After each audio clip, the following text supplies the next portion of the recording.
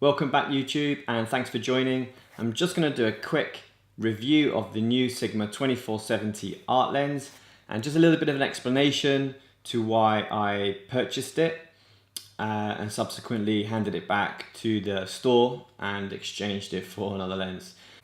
Now, many of you out there will probably own a 24-70 2.8 lens and you've seen technology moved quite quickly over the years. For example, Nikon have had a 24-70 lens out for quite a while with no VR, for example. Then they now have the new one with the VR capability. Sigma, as you know, have been pumping out great lenses recently, especially with their art series primes. The 85 being a superb bit of kit. And then they brought out the 24-70 2.8 art lens. So let me give you a little bit of an explanation to what happened to me about a month ago. I went through the phase of looking at my kit, and obviously it gets bashed, it gets battered, it's used a lot. And the 24-70 2.8 lens that I originally had was the Nikon version with no VR. That lens served me well, I have to say. I traveled all over Europe with that kit. I've shot everything from architecture to Formula One to weddings, especially. That's a great lens to help me out through that phase. And I've always found it to be of excellent quality. In fact, I remember when Nikon brought out the VR version, I said to myself, why am I going to go and buy that lens? I simply don't need it. What I've got is perfectly good enough. But like every person, every working photographer out there, kit does get old, and kit is, if it's not working properly, then you're in trouble, and you need to recycle. I believe you have to recycle your gear whilst you can get good money back for it before it breaks, and then you haven't got anything. Decided to sell my 24-70 Nikon lens because I had a bit of faith in the new Sigma release, and I thought, this is going to be a decent lens considering that all the other art range is pretty good. I kind of blindly went down the store and purchased it straight after I sold my old lens. And initially when I got it out of the box, this is the Canon version, but I don't have the Nikon with me anymore, but it's basically the same. I got it out of the box and I realized that it was a pretty heavy piece of kit. This weighs in around 1,080 grams, I think, which is a little bit heavier than the old Nikon lens and not as heavy as the new one of the same focal range, of course. So yeah, I got the lens out. First impression, good quality, really good build quality, same as all the other new Sigma stuff. It's just a whole new feel for this brand. So yeah, that was good. And obviously it's very fat. It's a bit of a potato. I think I remember calling it that when I first grabbed it. And yeah, a lot wider. So this has got an 82, I think, 82 filter on it on the end. And it's a 82, and it's a 77 on the old Nikon. So yeah, a bit wider. Well, I'm assuming that would have helped produce a bit more light coming in, and hence would have helped with the quality of the images. So when I connected the lens for the first time to the body, I put it on my 800, my D800, because generally speaking, when I'm doing weddings and events, my 24-70 lives on my 800 and my 70-200 lives on my D4. So I would know the quality that comes out of that combination because I've used it for years. So I connected it up, and the first thing that struck me was it wasn't comfortable to use. Why? So let me show you how I generally hold my cameras, and then and you can see what I'm talking about. So I normally always hold my camera, cup it into that hand, and I like to use my finger and thumb on a point of the lens which I can hold, and then I just twist my zoom in and out. But I like to have no contact with the focus ring and no contact with the zoom ring, because obviously if you're touching it and moving it, or you're accidentally touching it and you're taking shots, it's going to mess up your images, right? So I like to have comfort, and I've got small hands. Yeah, I haven't got big hands, so for me it was very important to have the comfort. This is like I say, the new 24-70 Nikon. The old one is a little bit shorter, I believe, but it's basically the same, exactly the same layout, exactly the same little piece of metal here with nothing to worry about. But very, very different with this, as you can see. So what we have is a really small fat lens with very little room to actually hold the lens further this way. You end up having to hold it very close to the base of the body, which for me, it didn't feel right. It didn't feel right. So I like to have a bit more control of my position. Now this might sound a little bit over the top, but to be honest, it's really important to me to feel comfort in my hands when I'm shooting. Another thing which I noticed, which I wasn't a fan of, is when you zoom with the lens, you get a lot of movement from the barrel. When you've got the lens hood on the top, the lens hood moves as well. Very different to the Nikon version. The lens hood sits on front of the lens, on the actual lens itself, but when you zoom in and out, the lens moves within the frame of the hood. So you don't get any issues with exactly what this is doing, which is moving the hood up and down. I just prefer it with the Nikon version because I think it's much safer as a lens. It's not going to get knocked.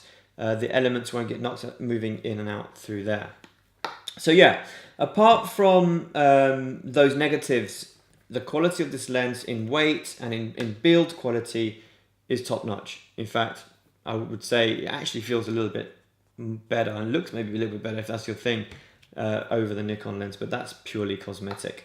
What we really care about is image quality, and this is the reason why I've actually made this video. I actually realized quite soon that the lens was not producing the same quality as my old Nikon lens was.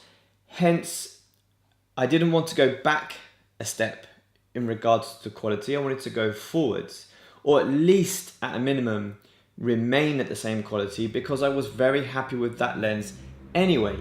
So first of all, what you can see here is a photograph that I shot at the beach, one of our beaches in Gibraltar.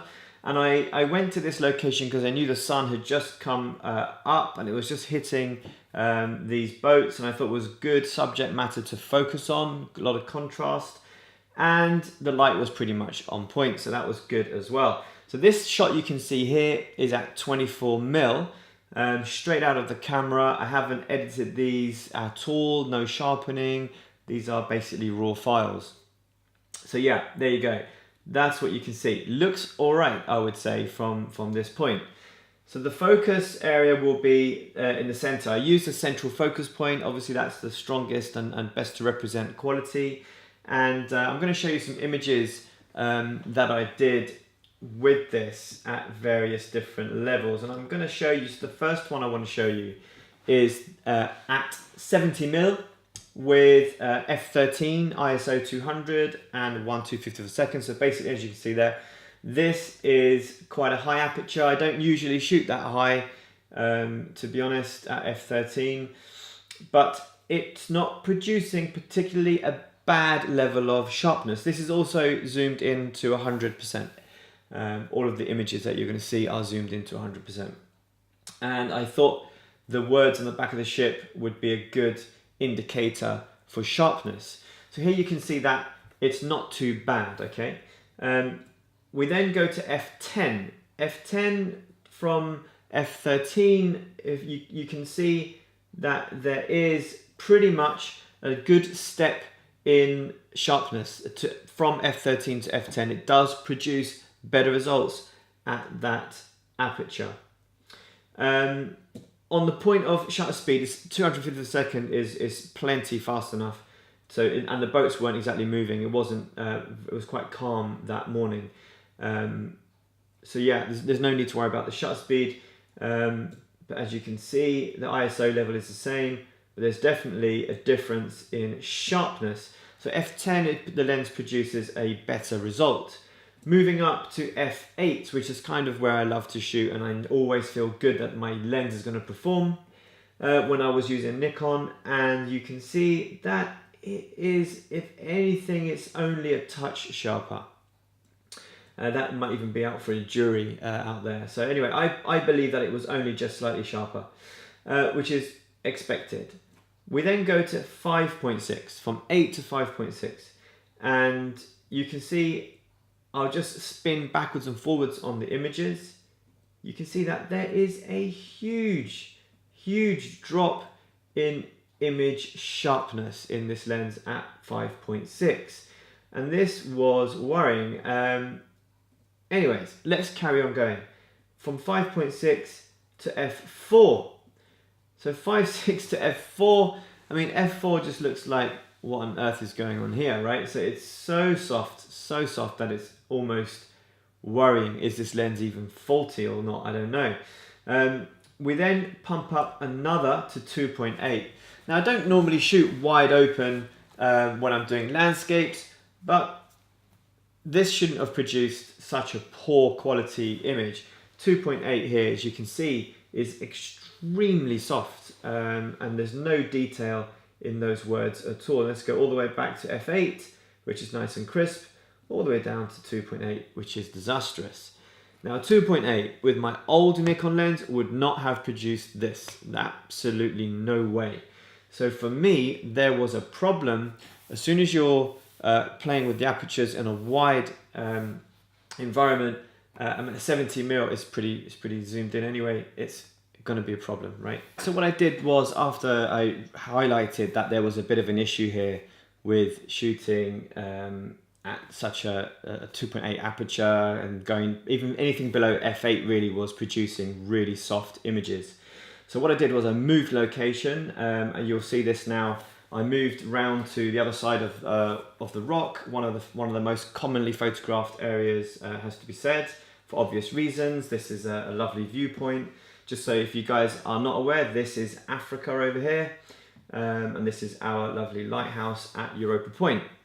So I've originally shot this, I wanted to find out basically, does this lens have a problem at different focal ranges? So the first test I did regarding the boats that you just saw was finding out the different apertures and which one was sharp and so on. Then I went to check, does it produce the same quality at different focal lengths? Because obviously with the zoom range, you have two issues with focusing. Is it the aperture is best, and which focal length is best?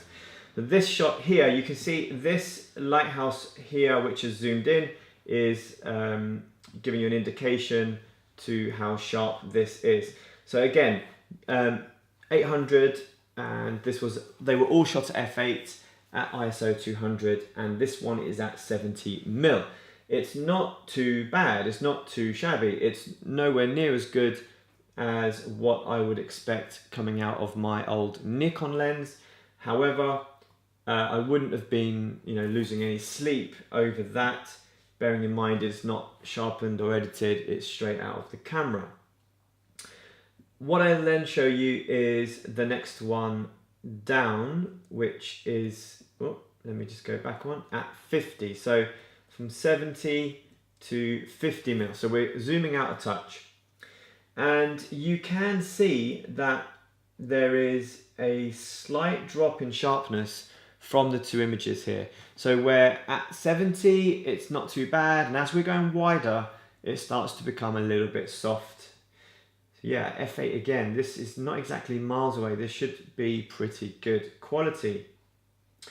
Moving back to 35 now. Here you can see a significant drop in image sharpness on the lighthouse, and just so you're aware, the crop that you can see over here on the left hand side of the screen is all the same 100 crop of the image. So I wanted to make sure that I wasn't zooming in on less pixels, for example. So there you go.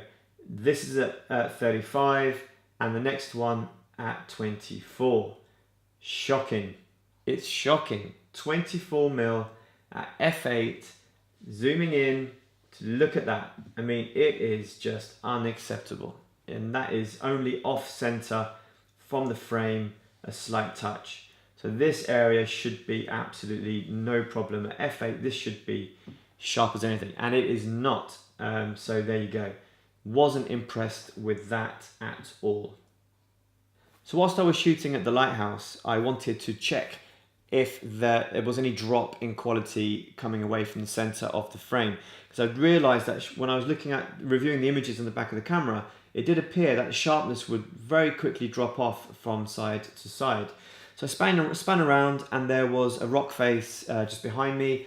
The sun was illuminating it quite well, so I took a couple of shots aimed up at the rock, and I again kept the same settings at f8, because that usually gave me good focus, good sharpness across the frame with my old lens.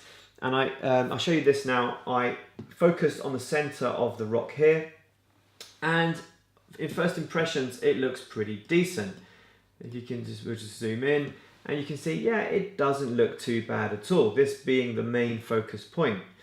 But as soon as we come slightly, only slightly away from here, you can see this area here, there is much less sharpness than this block of rock here. I'll just go around that center point. Look at these areas here and here.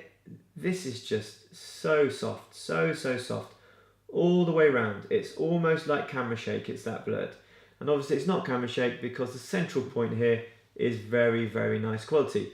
If this lens was producing the same sharpness from the center across the board, it would be great, but it's not. That's the point.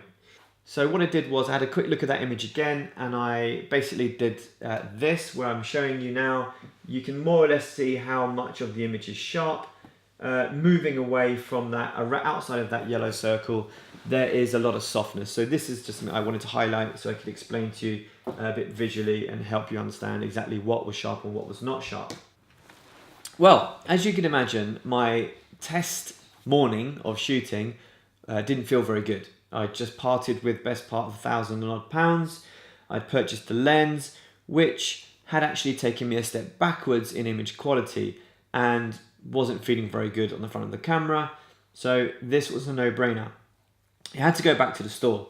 I went back to the store, spoke to the chap down there, explained to him, actually sent him all the images which I had reviewed, and he agreed that the quality was not great. So I then gave it back to the chap and said thanks but no thanks, and while I'm here then I need a 24-70. I might as well get the new Nikon version, which I have done. And apart from it feeling much more familiar and a lot better to hold, and one more thing I'm going to say regarding this lens, regarding weight and handling, is the fact that it weighs more but it doesn't feel as heavy. And the reason that is because it's longer. And because it's longer, it's for me anyway, it feels more spread out and much more balanced between the camera body and your hand. So for me, this feels a lot more comfortable than the Sigma version. So it would be wrong for me to criticize a lens without comparing it optically to another lens. So I grabbed the camera, grabbed the lens, went straight back to the viewpoint that I was in the first thing in the morning with the tankers, and I did some test shots on those, and I'm going to show you the results right now. Here, the same tanker just slightly moved around. Obviously, the few hours that have passed by, the sun has moved, and hence the lighting is slightly different. But for image quality, it's absolutely fine, and we're just going to show you exactly what's going on here. So the first image you can see is at 70mm, no cropping whatsoever, and looks very nice and sharp. Again, no editing whatsoever has happened with this shot.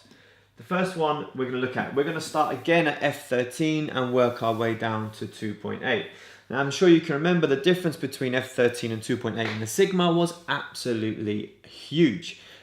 f13 to f10 was a good jump, f10 to f8 was, not much in it. f8 to 5.6 and below was just abysmal. So let's have a quick look at what we've got here. f13, yeah, not too bad at all. So let's move on. So we're going to compare these from one to the other. Here you can see that f13, f10, there's not much in it whatsoever, which is good. Good news, right? Because ultimately If it was poor or there was a great jump in quality, that wouldn't be too impressed with that. Here you can see we're going to f8. So let's go 13, 10, f8. F8 looks pretty okay. It's not too bad. 6.3 to f8. Not much in it at all. 4. Not much in it at all from the others. A little bit sharper maybe. And 2.8 is actually pretty good. 2.8 is not bad at all. And this is my worry. This is my concern with the Sigma lens versus the Nikon. As you can see from the images, the Nikon is sharp from f13 to 2.8. The Sigma lens is sharp from f10 to f8 in this test. And basically what that tells me is that the Nikon lens is so much more consistent, is a lot better performer from one F number to the other. So that's good, right? That's what you want. You want consistency, and you don't want to be shocked or know that if you drop, oh my God, imagine dropping below f8 on doing a wedding, you know that you're going to have unhappy clients. So for me, this was a good test that I did, because it gave me a complete clarity on the fact that the Nikon lens is very far superior. For me, it was a no-brainer that the Nikon lens outperformed the Sigma across the f-stops. After shooting the boats, I quickly ran round to the same viewpoint of the lighthouse, and I did the same test regarding the distance. So I did the same test at f8 with 24-70 at stopping at 50 and 35mm, and I have to say that the lens was consistent throughout. I haven't put them up on the screen, you just have to take my word for it. The lens was so much sharper across that focal range, and it didn't have any change in quality from 70 to 24. The quality at f8 was very, very consistent, and it was sharper. So I'm happy with that.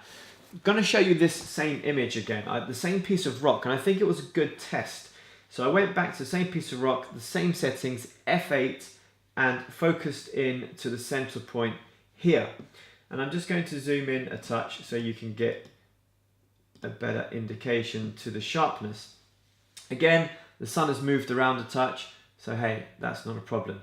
However, if you remember on the Sigma shot, as soon as you came to here, this was absolutely soft. And what I'm doing here is I'm looking here, and it's much sharper in the rocks here, much sharper in the little twigs and bushes, and the contrast is great. I was not really worried about that too much. This is all about sharpness and lens quality. Has it produced what we need? I mean, if you look back here, this is sharp. You can actually see the individual sticks and twigs, where before we couldn't see that. Across the board, it's sharp even down here, where the Sigma was really poor with this in regards. Let me just quickly go back a touch. What am I doing? So I'm just going to open this one here. And this again is just explaining the level of sharpness which I have found across the image. So it's really just looking at how vastly different it is from the Sigma lens. My conclusion is this: if you are buying your first 24-70 2.8 lens and you are tight for money, and you want a good piece of kit that's going to last, the Sigma lens is probably a good bet.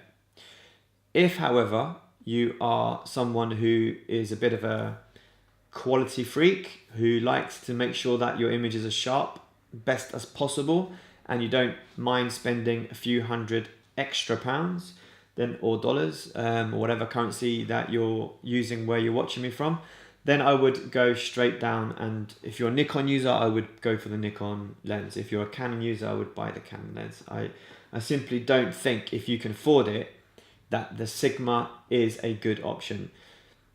If I was to rate this lens out of 10, it would be a 5 or a 6, because it's simply not sharp enough for me. Across the range, it's just not good enough. In addition, in hindsight, would I have sold my old lens? No.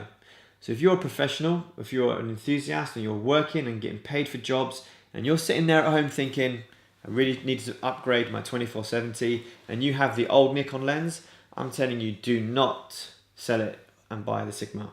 You will waste your money and you will absolutely hate the fact that you're going backwards and not forwards. So thanks for joining me on this little review. I hope you found it interesting and beneficial. If you've got the 24-70 Sigma lens and you think that this is not an accurate representation, then by all means please comment below and we can have a discussion on that. And I'd love to see some images of other people. Or if in fact you've got the lens and you're not happy with the results, then all I can say is send it again. Let's send it in, let's have a look and have a discussion, and let's just see if it was me or is it the problem across the board. So one last thing before you go, just to say thank you for watching the video. Please subscribe to the channel and hopefully we'll have some new videos for you soon.